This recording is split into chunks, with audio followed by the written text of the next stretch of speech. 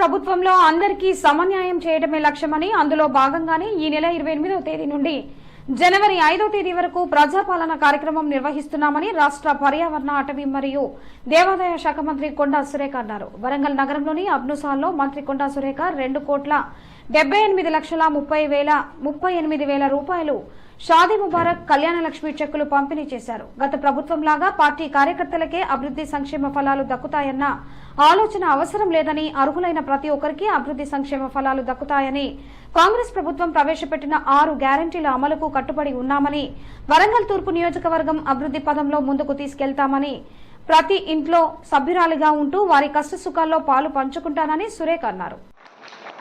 31వ తారీఖు నుంచి 6వ తారీఖు వరకు కూడా మీ డివిజన్లలో మీకు ప్రజాపాలన అనేటువంటి కార్యక్రమం జరగబోతా ఉంది. అది ఎక్కడ పెడతారు అనేది కూడా మీకు చాటింగ్ ద్వారా తెలియజేయడం జరుగుతుంది. ఆ తర్వాత 1,16 చెక్కు ఈరోజు ఇవ్వడం జరుగుతూ ఉంది. కాకపోతే గత సంవత్సరాల కాలంగా కొంత ఆలస్యంగా నిధులు విడుదల కావడం వలన ఆ చెక్కుల పంపిణీ చాలా ఆలస్యమైన విషయం మీ అందరికీ తెలుసు.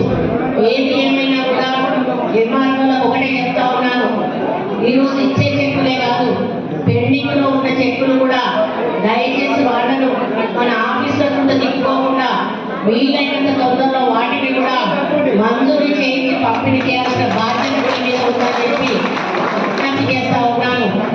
ఇక్కడ వచ్చిన లబ్ధిదారులకు కూడా శుభాకాంక్షలు తెలియజేస్తా ఉన్నాను. మీ ఆడపిల్ల పెళ్ళైతే మేమున్నామంటూ ప్రభుత్వాలు ముందుకు రావడం అది ఒక మంచి